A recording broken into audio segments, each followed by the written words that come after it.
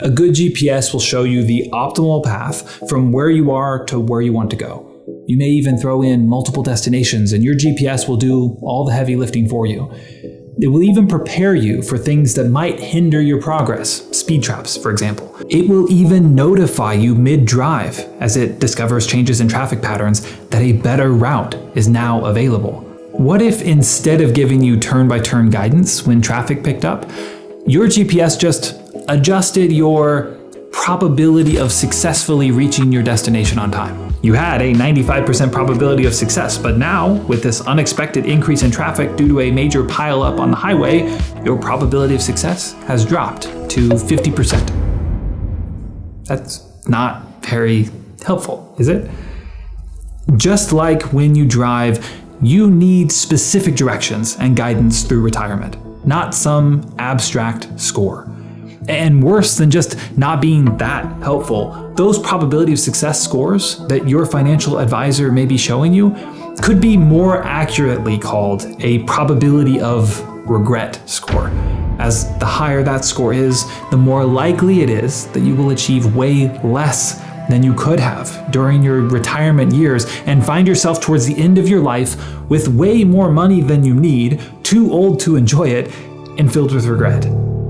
Let me explain.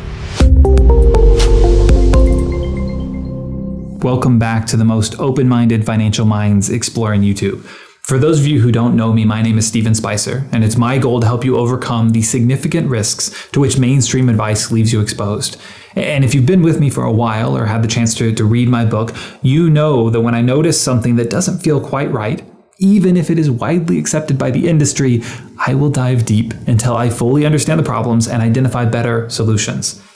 Using probability of success scores for retirement planning is one of those mainstream advice problems. When you met with your financial planner, did they show you your probability of success? Odds are, if they're actually planning for you and not just saying they're planning for you, that they did. The top 3 financial planning softwares in the industry, used by 75% of advisors, revolve around your probability of success. And many of the other smaller players in the space do as well. I've gotten to where I try to not even show my clients these screens that show this score when I need to use the software to best illustrate some other planning concept. It's difficult though, as it's become such a highlight of most of these programs. If my clients do see it, I have to give them disclaimers, but even then, the damage may already be done. To understand what I mean, I want you to take a step back and ask yourself, what are your most important goals for the rest of your life? I've met with more than 1,000 people at this point in my career, and you probably won't be surprised by how I would sum up their goals. It usually has something to do with being able to live the best life they can. Maybe they want some vacations, they want some new toys. Those are our minor goals that support the idea of living their best life. Often, they'll say that they don't want to be a burden on their kids and they don't want to run out of money. Those are much larger goals, but that also mesh with the idea of living their best life with what they have available to them and as circumstances allow. A goal that is often much lower on this list is to leave a large amount of money behind when I die. Was that on the top of your list?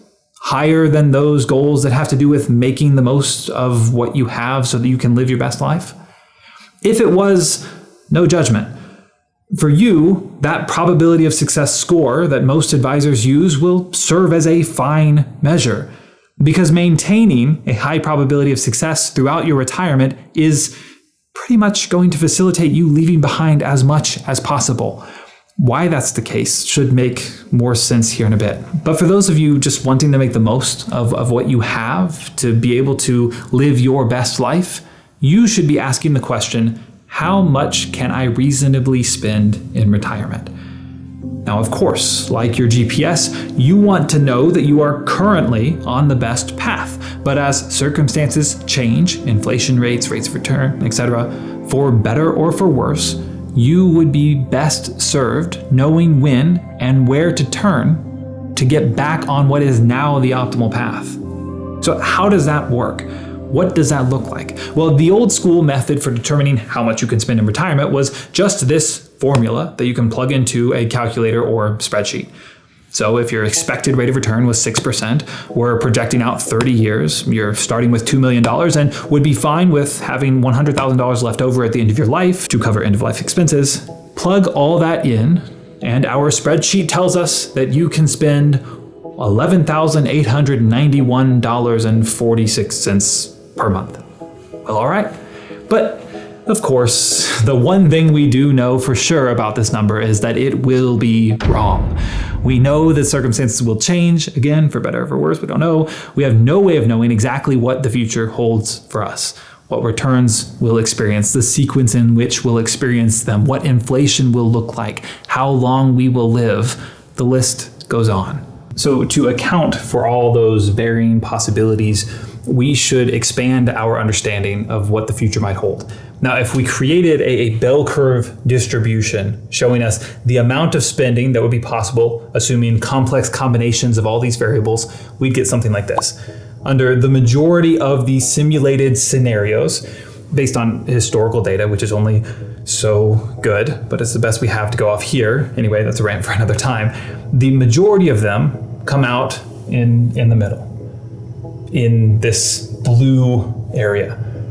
So wouldn't you say we should be able to have a relatively high level of confidence? We should feel pretty comfortable spending within this range, at least as we enter retirement. And as far as answering our question, what is the most likely amount you can spend in retirement? Well, that would be if we drew a line right here in the middle of our bell curve distribution. Right? There's a greater number of these scenarios with spending at this exact level that we were able to accomplish everything we wanted while spending this amount here in the middle. That doesn't mean this is going to be the right number for everyone. It's just the most likely amount of spending that will perfectly optimize your goals in life. It's our best guess as to the spending amount that will allow you to live your best life and still accomplish everything you want. You with me? Okay, well, now let's convert this concept back into the probability of success conversation we were having. What is the probability of this most likely spending amount? It's 50%, right? By definition, the line right here in the middle of the bell curve distribution is the most likely, and it's the 50% probability of success line. It's the amount of spending where half the time you could have spent more and half the time you should have been spending less. That's what this line is. So the most likely spending level is the one that has you at a 50% probability of success, okay? So where is 100% success on this graph? It's way over here. It's by definition on the left side. It's the point at which every single scenario, after allowing for even the worst historical return and inflation possibilities, where even then you would not run out of money. Sounds good, right? Well, in other words, in 999 of the 1,000 scenarios run here, this client could have spent more during their life and still hit every single one of their goals. In pretty much every single scenario, you could have spent more, enjoyed your life more, and still accomplish absolutely everything you wanted to accomplish. Is that really the goal? Leaving that much on the table? In other words, 100% success means we are 100% sure you are underspending. Spending less, most often by quite a bit, than you could have while still achieving everything. Let's go back to what success means for you, because that's the problem here. The word success already has meaning to you. What was it? Living your best life? Whatever that specifically means for you. But probability of success actually means something entirely different. The word success there is not interchangeable with your definition. It's not the probability of you being able to live your best life. It's really measuring something totally different. The only way these two terms are ever really aligned here would be if you said that your goal was to leave as much money as possible behind when you die, and you wanted to be a miser about it and stressed the whole time. Success to you and the industry's use of the term probability of success mean very different things. And the latter, probability of success, adds unnecessary stress to your financial equation. Success has an opposite, and that is failure. So your planner saying that you have a 90% probability of success also implies that you have a 10% probability of failure. And that is scary. It's a fear not founded in reality. People don't usually fail here, they adjust. But it breeds anxiety all the same. Even when advisors try to coach you and tell you that you should feel good about anything above a 70% or whatever number they choose, believe it or not, that doesn't help. In our gamified society, when we see a percentage score like this, what do we want? I don't know about you, but I want a 100%. I at least want more than a C-. And when I don't have that higher score, there is some hardwired alarm going off in my brain causing me to stress, telling me that it's not okay. I could do better, I could spend less. And my experience with clients has convinced me that I'm not the only one. You see, it's like an optical illusion. Most of us have seen this as a kid, right? When faced with these two lines and asked to identify the one that is longer, we know that the answer here is that they are both the same size, but our brain still tries to tell us that the top one is longer, right? Even after you've measured these out yourself, even equipped with that knowledge, that doesn't change the fact that your eyes and your brain tell you they're different. It's the same with probability of success. It doesn't matter how much we're coached around it. Our brain is trying to tell us something about the word success and about the probability and about this percentage score. It's very difficult to convince someone that a 60% probability of success is better for you in helping you achieve your actual goals than a 90% probability of success. That simply does not compute. It does not make sense to our brains. Even though what I said, the 60% being better at the start of retirement than the 90, is often very true for many retirees. Better names for what this percentage is actually telling you would be the probability of underspending or the probability of regret. This measure, which so many planners have latched onto, is misleading so many people, leading them to live far less fulfilling lives than they could have with what they have. It's like unknowingly having a compass that points south instead of north. It's guiding them toward one of their least important goals as opposed to the goals that are most important to them. It's fooling them into thinking they're doing well when it's actually increasing their likelihood of end of life, when it's too late to do anything about it, regret.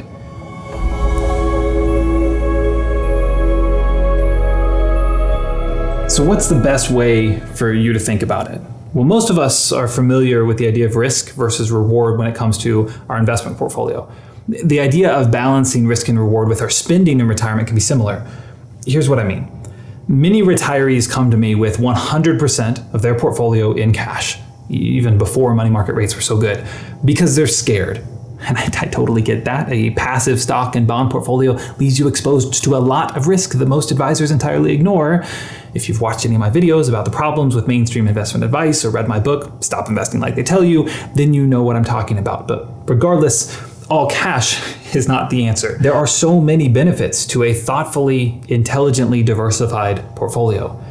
On the other extreme, I would hope that no advisor is telling you to go 100% into crypto or whatever the most risky asset of the time is. You need a customized balance somewhere in between. Most people get that. The same goes for your retirement spending. If we think about spending versus the risk of overspending, at the lowest possible spending level, we can know that we are definitely underspending. At the highest spending level, we are definitely overspending. This is the level of spending where only in the most extreme historical circumstance would it have even worked out, where only one of our 1,000 scenarios would have been able to support it. Of course, neither one of those extremes is where we want to be. We want to find somewhere in the middle, right? That doesn't necessarily mean the ideal spending amount for you is right in the middle. Everything above that exact middle point, you will be overspending. based on your current financial situation and goals. Everything below the middle has you underspending. Now, most people don't weigh those risks equally. When comparing the risk of underspending versus the risk of overspending, most are much more afraid of the latter, and understandably so. But that doesn't mean the answer is to go all cash, so to speak. Again, here, when overlaid with probabilities of success, the exact middle will align with a 50% score, and the most extreme underspending scenario on the far left with a 100% success score. Anyway, a good proposed spending level for you might reasonably start somewhere in the underspending zone. And then your advisor should be helping you know when that spending level might need to be adjusted due to those unpredictable situations that will come up on the highway of life. Specific, optimized, turn-by-turn instructions guiding you on your way through your retirement. Changes might not need to kick in until you're into that overspending zone a bit, and then they adjust you back. For example, if you drop from a 80% probability of success to 65, most retirees panic. But that's not actually a major emergency. You're still well in your underspending zone. You're still in this blue area. But that change, when just looking at that percentage score, is certainly much more painful to live through than you knowing that if your portfolio drops from $2.2 million to $1.6 million, that's when you'll need to take a pay cut from $13,500 a month to $12,900, right? Can you see the value in having specific expectations about your potential future adjustments in retirement, as opposed to valuing this percentage score that is not even directly tied to your goals? You can know at what point you might need to take a pay cut and how much that would be, and at the same time, when you can give yourself a pay raise. Ideally, your wealth manager should even be able to evaluate what your spending future would look like under historical worst-case scenarios, like the high inflation of the 1980s or the terrible returns of the Great Depression. If either of those scenarios happened today, what kind of pay cuts should you expect, and for how long? Now, we use investment strategies to hedge against both of those, but that's a conversation for other videos. Still worth considering. As I frequently emphasize, it's so important for you to prepare yourself for what the future might hold. And with a probability of success score, that's not really something you can do. That number is so detached from reality. A wealth manager's role is to help you know at each point in retirement how much you can spend. Before retirement, that's easy, just spend less than you make. But in retirement, people don't usually know how much they can spend. My job, your advisor's job, is to make sure you use your resources well to live the best life you can. Of course, you don't want to overspend, and they should be keeping a sharp eye out for that. But in my experience, people often spend far less than they can in retirement. While they worry about running out of money, people often run out of youth and health. While retirees often think the biggest risk is running out of money, they don't notice the risk of regret. Regret that they didn't take the opportunities they had when they could. Your wealth manager should try to give you permission to spend in ways that help you achieve your goals and live a fulfilling life without unnecessary anxiety. You see, retirement spending isn't set in stone. We have the ability to, and will, over time, adjust. Your advisor should monitor your situation and let you know when you can afford to spend more and when it would be a good idea to tighten the belt. Like so many things in personal finance, this is about balance. In this case, we're working together to avoid two big risks of retirement: overspending and underspending. If inflation is too high or returns are poor, we might find that spending is running too hot and we'll need to trim back for a while. Typically, that means a relatively small and temporary adjustment. Your wealth manager should help you set guardrails ahead of time to give you an idea of when you should adjust and by how much, so that you're prepared. And as I mentioned before, it'd also be nice for you to consider how your plan would adjust through tough times, the dot-com bubble, the global financial crisis. You get the idea. You can be mentally prepared ahead of time for the variability that the future holds. On the other hand, if things are going well and you can afford to spend more, you you could begin to explore additional goals you can fund. Maybe that's more vacations or experiences with family and friends. Or maybe it's gifting, philanthropy, or funding a new project or passion. The key is to make sure you know what's possible, even as circumstances and the world around you are regularly changing. So you don't have to hold back in fear from living the life you can absolutely afford. When it comes to comprehensive retirement planning, what you want in a wealth manager or financial advisor, like a good GPS, is specific, turn by turn, so to speak, guidance, not some abstract measure that is unrelated to your actual goals. I sincerely hope this has been helpful for you as you seek the best financial guidance to help you through the many risks of retirement. If you're interested in learning more about how we help our clients, please explore our site at spicercapital.com. Regardless, I'd love to continue helping you here on YouTube however I can. I wish you all the best. Take care.